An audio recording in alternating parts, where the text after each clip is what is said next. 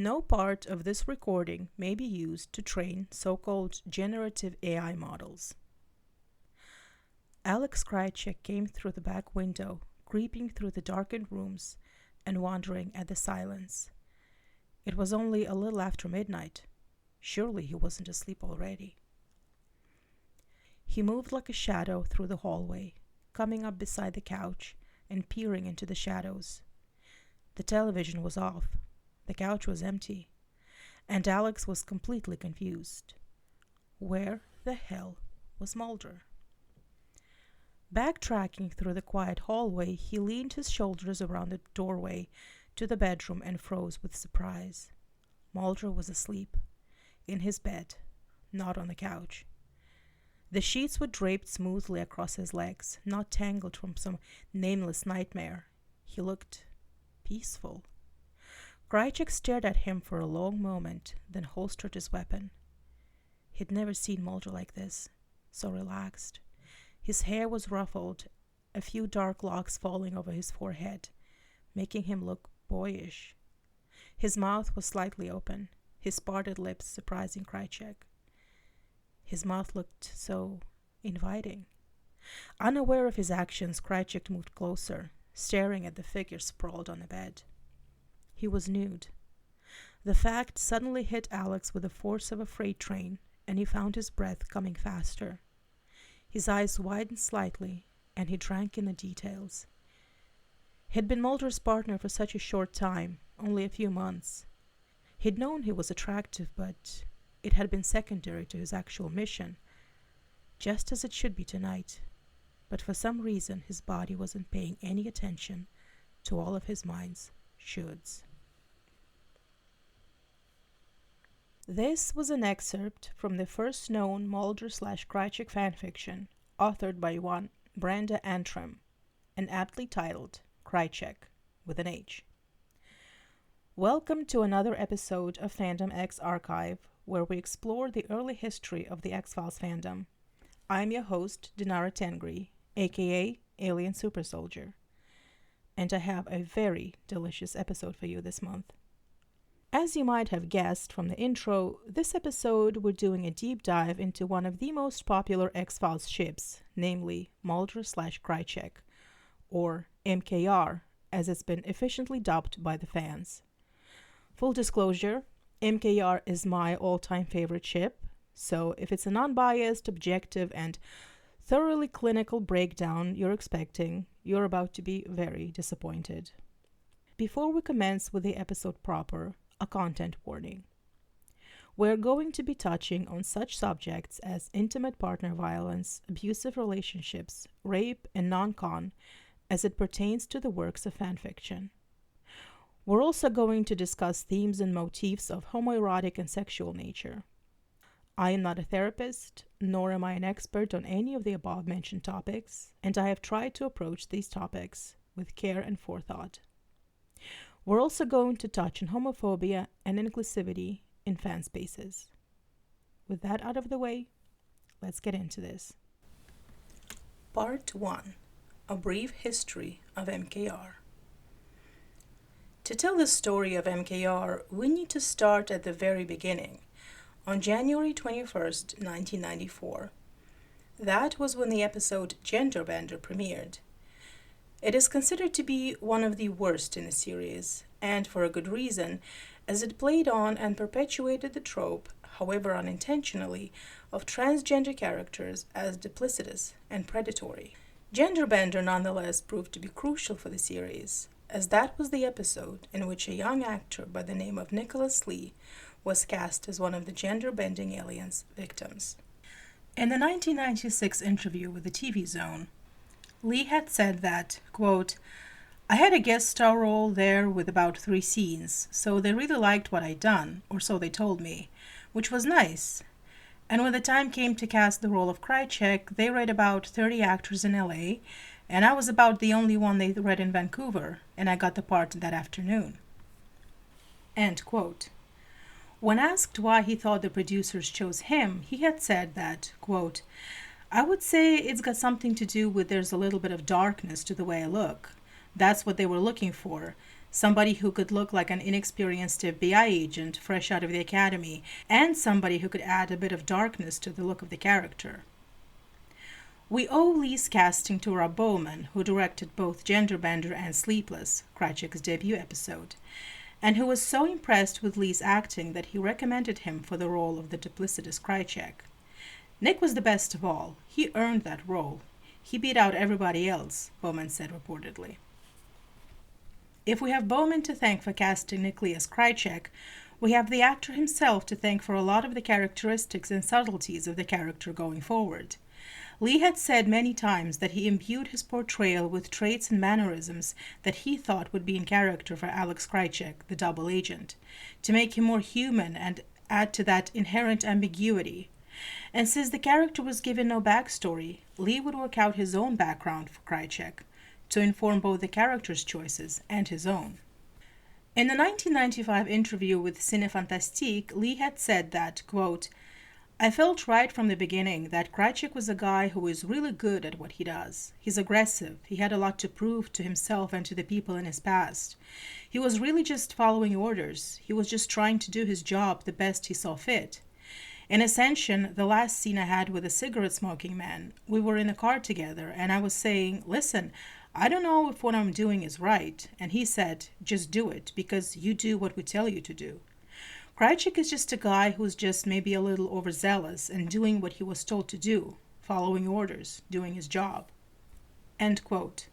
The reason we're starting our MKR history lesson with the casting of Nick Lee as Alex Krycek is because I believe that had a different actor been cast in this role, there wouldn't be any MKR to speak of. Writing matters, direction matters, but whether or not a ship will sink or float is a question of chemistry between the two actors portraying the characters in question. In other words, it's the fans, not the writers, who create ships. And it's that ineffable something that happens when two actors are on screen together, the choices they make when they play off of each other, that us fans immediately notice and are drawn to. From there, we just let our imagination take over. And it's not a controversial thing to say that David Duchovny and Nicholas Lee have that on-screen chemistry in spades. And fans were quick to peg Mulder and Krycek as one of the leading gay ships on the X-Files, the other being Mulder and Skinner.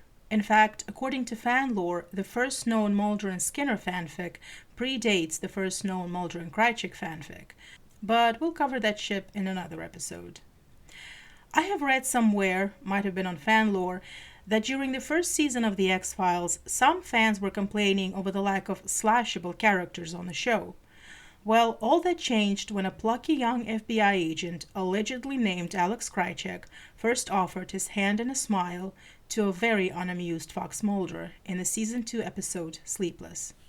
As Mulder and Krycek's relationship progressed and changed throughout the seasons, so did their ship grow, change, and transform the ecosystem not just of the X-Files fandom, but the online fandoms as a whole. This may be anecdotal evidence, but I have since seen a lot of the tropes and themes that have had their origin in the MKR fandom adopted by and given new life in other Slash fandoms, primarily those concerned with motifs of enemies to lovers, deception, and redemption. According to fan lore, MKR was one of the biggest Slash ships on the net, something that I can confirm, as this was one of the biggest ships I have encountered when I joined the online fandom in 2009. For my own part, I can't remember what came first, the chicken or the egg. That is, if I started shipping Mulder and Krycek first and discovered like-minded, irredeemable souls online later, or if it was the other way around. Suffice it to say that since 2009, I have shipped many a pairing in different media, both gay and straight, but Mulder and Krycek have been my flagship through it all. We know, of course, that what made the X-Files fandom so revolutionary was that its emergence and development went hand in hand with this curious new technology called the Internet. It was the new frontier that had transformed not just the interaction within the fandoms, but between the fandoms and the creators. And it's not far-fetched to say that the people of the X-Files were at least somewhat aware of the fact that a lot of the fans wanted to see Mulder and Krycek get together. At least, both of the actors portraying the two halves of this cursed ship were made aware of its existence. In an interview with the New York Times in 2015, When asked if he knew about saucy MSR fanfiction, David Duchovny had said, quote, X-Files was kind of in its heyday. That was the beginning of the internet. I was very skeptical and thought this thing will never last. My favorite was the fanfiction that had Alex Krycek, my nemesis, and me as lovers. It was beautiful. End quote. As for Nicholas Lee, the story goes that he had in fact read the first MKR story and liked it. For the record, when my former MKR writing partner and me first met Nicholas Lee at the X-Files Museum in 2022, we did give him a copy of one of our stories, the tamest one, obviously. But when I got to meet him again at FileFest, I just didn't have the guts to ask him if he'd read it. Oh well. As any self-respecting ship, MKR was being kept alive and thriving by fans making fan videos, or vidding in nerd speak, making fan art, and writing fan fiction and other text like essays and shipper manifestos. As much as I'd love to dive into the saucy world of MKR fan art and fan videos, this script is already turning out to be longer than I intended, and since fan fiction is what I know best, fan fiction is what we're going to explore in this episode. Before the emergence of social media platforms, or as I like to call it, the good old days, fan works were mainly distributed and archived on fan sites and fanfiction archives, which were hosted and run by passionate fans with time to spare. For MKR, one of the earliest known archives was MKRA, the Mulder and Krycek Romantics Association, an interactive multimedia website. This sounds so 90s, I cry a little every time I read this sentence. Whose tagline was, "For those who know real UST when they see it." Yes, this was a dig at MSR. A cursory browse will tell you a story of an active fandom that organized zine exchanges, contests, and had a whole page dedicated to The Kiss from the Season 5 episode The Red and the Black. According to fan lore, MKRA was owned by the Girls Who Like Boys Who Do Boys Club Incorporated, which also owned the Mulder and Skinner Society, among other fan sites. Chronologically, MKRA was the predecessor to TER/MA, or Truly Erotic Rad Boy/Mulder Association, and the Rat B fanfiction archives. Alas, we don't have the time to go over every fanfic archive and fan site dedicated to MKR, and I highly recommend you go to Fanlore and browse through the catalog for yourselves. Not only do I get a pang of nostalgia when I visit those sites, those that are still up, that is, but it makes me sad that that era of the internet fandom is gone. I'm thinking about all the work and creativity that went into creating and maintaining those sites. I'm thinking about the ecosystems that have evolved around those projects that ran on nothing but passion and a sense of community. The X-Files fandom is still alive and thriving, but since most of it exists on social media platforms, the nature of the fandom is determined for the most part by the rules and algorithms that rule these platforms.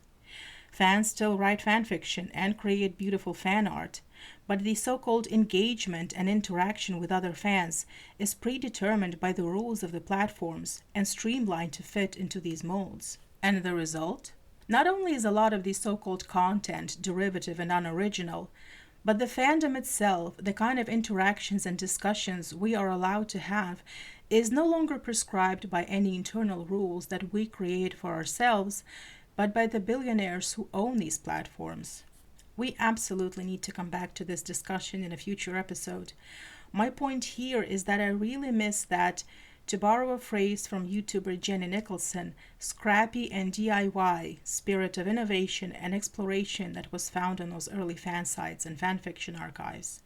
Not just MKR, but the X-Files fandom in general. Part 2. Themes and Tropes in MKR Fanfiction. Chapter 1. Subtext is slowly becoming text. In their thesis, How Does Postmodernist Theory Inform Our Reading of Mulder and Krycek/Fiction, Jedrzej M. Duzinski writes that, quote, in Mulder and Krycek/Fiction, this process is evident in the discussion of the unresolved sexual tension, or UST, between the two characters. Fans genuinely feel that they have perceived a sexual dimension to the Mulder and Krycek relationship, even if the creators were not willing to recognize it. End quote.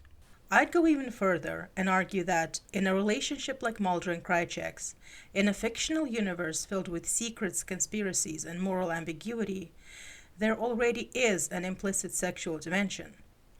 The tension and the loaded interactions brought to life by the actors' portrayals and the direction, however unintentionally, at the very least allows for a sexual and romantic interpretation, and at the most implies one.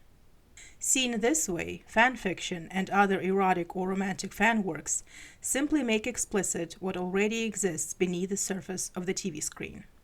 Or, as a certain sexy librarian on Buffy the Vampire Slayer put it, subtext is rapidly becoming text. And that is what fanfiction, at least to a large part, has always been about. Chapter 2: Addressing the Abusive Relationship.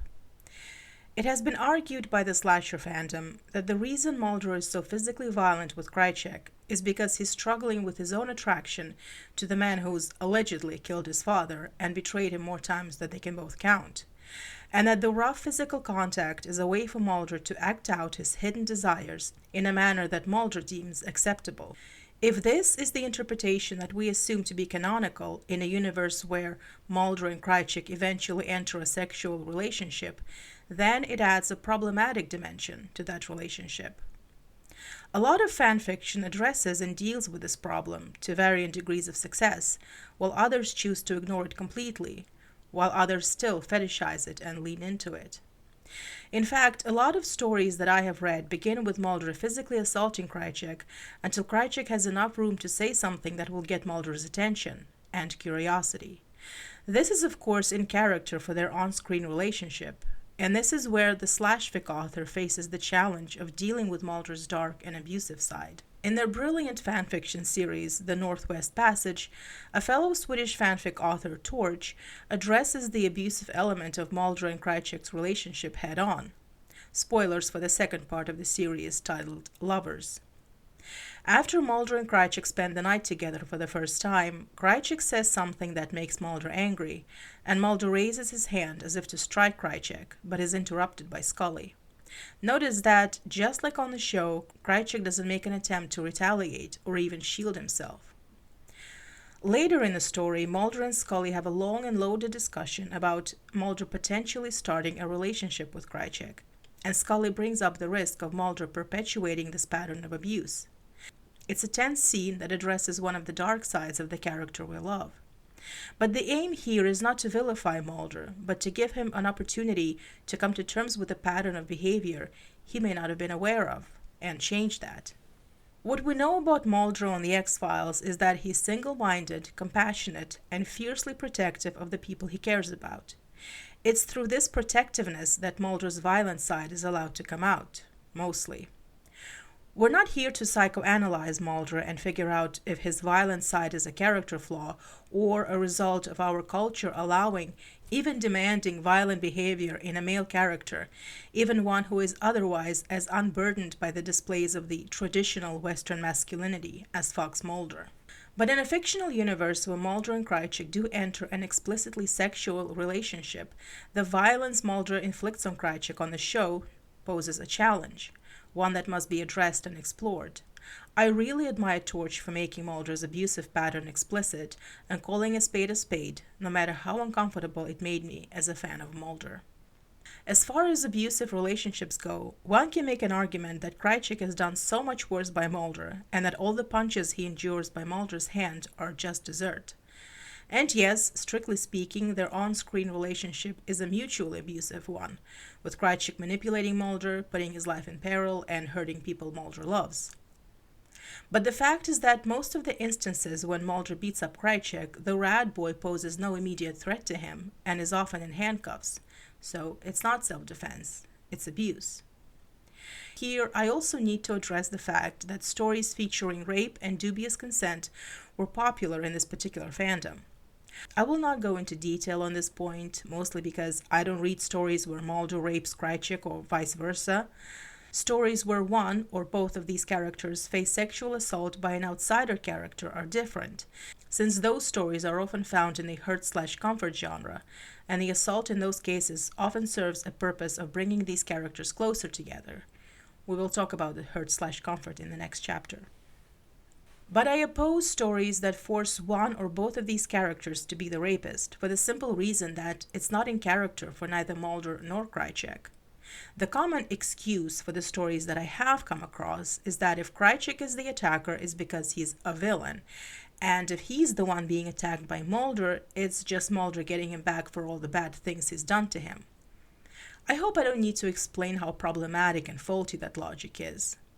Coming back to that first MKR story, Krycek with an H, I have a lot of problems with that one because of how Krycek takes advantage of the fact that Mulder has suffered amnesia and the fact that afterwards, having regained his memory, Mulder murders Krycek in cold blood, and the fact that Scully helps him dispose of the body without so much as a passing questioning of her partner's morals.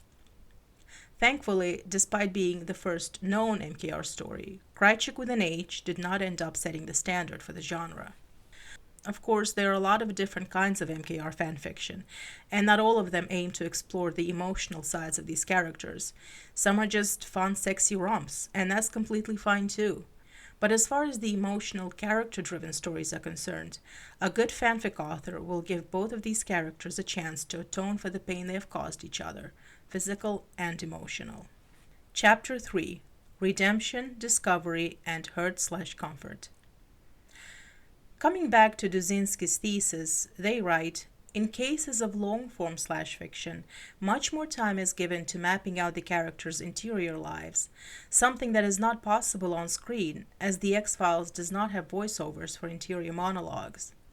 The writers of fanfiction have a means of exploring the private and emotional lives of Mulder and Krycek, which makes the new interpretations of their sexualities more convincing. End quote. One of the more popular motifs for exploring the characters' inner lives is the hurt/comfort motif, which, put simply, means having one character in the pairing endure some kind of painful event so that the second character can comfort them, and maybe even heal them. As Duzinski puts it, quote, for many hurt/comfort writers, the first step is to open up one of the characters emotionally, to get them to a point where they can be cared for and repaired. And both sides of the equation are just ways of bringing characters together, allowing them to interact with each other emotionally in ways that are not allowed in the universe they were born into. Without being put in these hurt/comfort scenarios, the characters would not have the space in which to respond to each other in a way other than the friend/enemy binaries that are required in order to maintain the narrative superstructure of the source material. Television programs cannot afford characters this kind of liberty, but rather keep them in narrow trajectories. End quote. In a lot of fan fiction I have read, the hurt/comfort component is what allows Mulder to get to know Krycek on a deeper level, which oftentimes is the first step towards forgiving him and ultimately falling in love with him, or realizing that he's been in love with him this whole time. In the Admission series by Arias, for instance, after their first and tumultuous sexual encounter, Krycek is injured on the job, and Mulder takes him home, giving them both the time and space to discuss their budding relationship. In another post-coital moment, Krycek admits to Mulder that he's been raped as a teenager, a revelation that both shocks Mulder and brings him closer to his new lover. In the Northwest Passage, the story begins with Mulder and Scully helping Krycek solve the case of his parents' deaths. Aside from it being a good mystery, this premise allows Mulder to see his old nemesis in a new light and find the real person underneath the hard, leather-clad surface. And it allows the author to make Krycek vulnerable and open for the comfort that Mulder is now willing to provide. In the span of the series, George gives a lot of space for Mulder to react to Krycek having his arm amputated by the Russian insurgents and come to terms with his own role in this mutilation. A curious detail is that both in Admission and in Lovers, the second part of the Northwest Passage, Mulder tells Krycek, "I'm sorry this happened to you." This, to me at least, is the kind of acknowledgement of the other man's pain that the characters could never have on the show. It's validating both for the characters and for the fans of the pairing. What of Krycek? How does the hurt/comfort motif allow him to fall for Mulder? Well, a common theme in the MKR fanfiction, a trope you might say, is that Krycek is already in love with Mulder, and where Mulder has to admit his own feelings for the other man for himself, Krycek's challenge is one of reconciling his feelings with the reality of their relationship and their respective roles in the overarching conspiracy. A lot of the times we find Krycek struggling with his desire to be with Mulder, as he perceives it as selfish. For both characters, the hurt/comfort motif is the catalyst that allows them to atone for the pain they've inflicted on each other and move past the abusive and toxic aspects of their relationship. Coming back to Duzinski's thesis, we can make an argument that by writing fanfiction, by abducting these characters and putting them through the hurt/comfort treatment, fans are giving these characters something that the writers of the source material wouldn't or couldn't do. Quote, "The healing is at the heart of slash fiction. If we take the name itself, slash, there is an implication of breaking something, slashing something, assaulting it in some way. Indeed, breaking into the canon, rupturing it, plundering the characters, and rewriting them lies at the heart of slash fiction projects. It is through slashing that fans can breathe new life into their characters and repair the damage done to them by the mass media." End quote. Part 3. Queer representation on the X-Files and in fanfiction. We have discussed the politics of queering established characters and inclusion of queer and gay fans in fan spaces, or lack of such, ad nauseum in the episode Queer Ships and the Right to Slash Your Favorite Characters, so we're not going too deep into the subject here. However, there are a couple of points we need to at least touch on in an episode that explores a gay pairing in a fictional universe. The first one being the lack of queer representation in the source material, and the second, the alleged female majority in the MKR fandom. Both these points are problematic in their own ways and pose different challenges for the fans of an explicitly gay pairing. Returning to Duzinski's thesis, quote, "The X-Files was surprisingly limited in the range of its characters' sexualities, as well as in the portrayal of their sexual life. Indeed, with the exception of occasional reference to Mulder's predilection for pornography, the writers of the X-Files never portrayed his sexuality in much depth.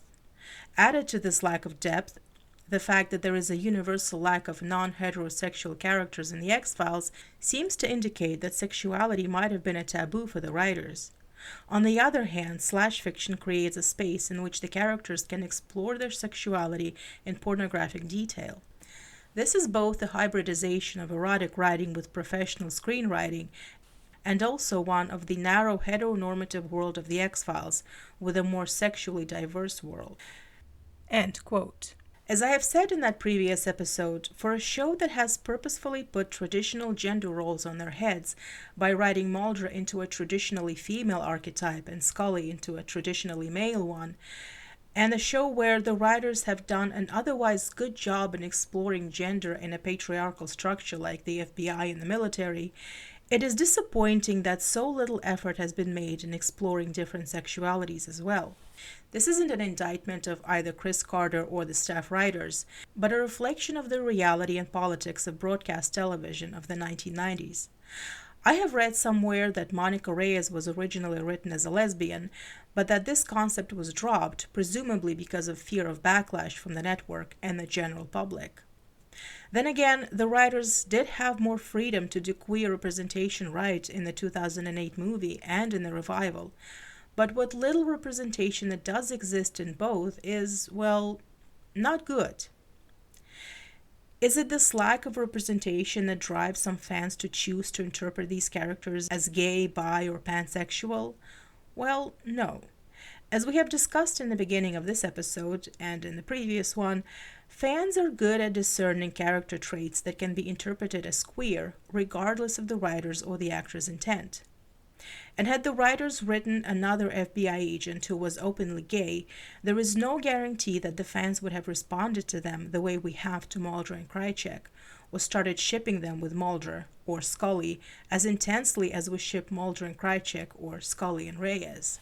What I am arguing is that the reason these established characters were written as strictly heterosexual, or that their heterosexuality was taken for granted, has at least partly to do with the assumed heteronormative status quo both in our society and in popular culture, at least in the 90s. As Dzinski puts it, quote, "There is nothing about his belief in the paranormal and the desire to uncover government cover-ups that suggests his sexuality has to manifest in a straight relationship. Indeed, it is surprising that a television series that is so capable of thinking outside of the box in terms of its subject matter is so limited in terms of its portrayal of sexuality." End quote. At the same time, both Mulder and Scully weren't written as explicitly sexual characters. Their romantic lives were rarely at the center of the stories. Even their own relationship was, at least until season 7, centered around and governed by that overarching conspiracy. For all the perceived UST, both between Mulder and Scully, Mulder and Krycek, and other characters, The X-Files as a show was not concerned with the characters' romantic and sexual lives, aside from certain storylines. This freedom from the overtly sexual themes is one of the things that allows fans to interpret most of these characters as gay or bisexual. The second point, that is, the assumption that most fans who ship guy-on-guy pairings and write homoerotic fanfiction are women, is more difficult to discuss, as there are no statistics and no facts that we can work from, only assumptions and vibes. In my own experience, most fanfiction, gay and straight, is written by women, but the anonymity that the internet provides makes it nearly impossible to test this theory. But if we accept this assumption as the truth, it does create some problems for the world of slash ships and slash fic, especially if most women who engage with slash are heterosexual themselves, and if at least some of them admit that they engage with slash for their own gratification and have no interest in questions of queer representation in general. Where does the line between admiration and fetishization lie? Then again, there are slash fic authors out there who are queer, gay and bi women, men and non-binary people alike, some of whom are interested in queer representation and exploration of the characters' sexualities beyond the naughty fics. I am by no means trying to vilify straight women who write guy-on-guy slash fic, nor am I arguing that I was more qualified to write slash fic by virtue of being bi. I was still a cis woman writing two male characters in a romantic scenario. What I am saying is that we need to keep having these discussions if we want to create inclusive and diverse fan spaces. I asked my friend Sean, host of the Hey Dan Eats Mulder podcast, to be my beta reader for the script, and we ended up having an interesting conversation about this very topic. To quote Sean, "I wish there was more scholarship on this, because it would be so interesting to have a framework for thinking about this particular genre of slash. What separates the slash that seeks to experience queer representation in the universe from the slash in which an individual is exploring their own sexuality? Erotica is an important and fun exploration of sexuality, but what happens when it ventures into SA?" End quote. This may be as good a time as any to announce that this episode is the first installment in a new series here on Fandom X Archive dedicated to exploring slash ships. It will be titled The Lost Art of Forehead Slash. The title was actually a suggestion by Sean. I chose it because A, it's a reference to one of my favorite X-Files episodes, and B, because I feel like slashing is a lost art in this fandom. While slash ships like Mulder and Krycek or Scully and Reyes still exist, I'm afraid the heyday of slashing is over, with a lot of the most active authors and creators having left the fandom. This series will be a way to keep both the ships and the conversations around them alive and going. Part 4. Thanks and acknowledgements. There was so much more I wanted to cover in this episode, like the Egg Beater Challenge, the Rat Boy vs. Skippy discourse, the different MKR/fic awards, and the drama they inevitably created, as well as the legally dubious world of homoerotic fan art and photo manips. We haven't even discussed the whys, as in, what is it about this forbidden pairing that slash fans find so alluring, and what risks and potentials fanfic authors see in a possible Mulder and Krycek relationship. But in the words of one triple agent assassin, all in good time. I was originally going to write a shorter history lesson on the development of this ship, one where we would talk about some of the more notable events, stories, and fan creators. Instead, we ended up covering some of the heavier themes in the MKR fanfiction and fandom culture in general. I, for one, think it's a good thing to address and explore the more problematic and hefty elements in the ship before we can move on to the more fun, and odd ones. This episode would not have been possible without my friend and fellow X-Files podcaster Shauna O'Boyle, who has taken the time to read the script and provide insightful feedback.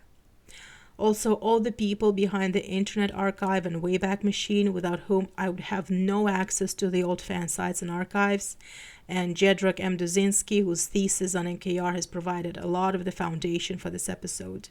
You can find all the sources I have used for this episode, as well as some recommended reading, in the description and in the Google Master Doc. This episode took me roughly 2 months to make. Working on it was pure joy, sprinkled with some anxiety, imposter syndrome, and dear God, don't let David Duchovny and Nicholas Lee find it syndrome. But despite all the negative emotions that usually come with the writing process, I can't remember the last time I had this much fun working on a creative project. And this podcast episode will be available as an essay on my Substack. Join me next month for a very different episode. And as I have said in the beginning of this one, no part of this episode may be used to train so-called AI models. And if I find out that you have been using my work without my permission to feed your energy-sucking plagiarism machines, I will personally send Alex Krycek to sort you out.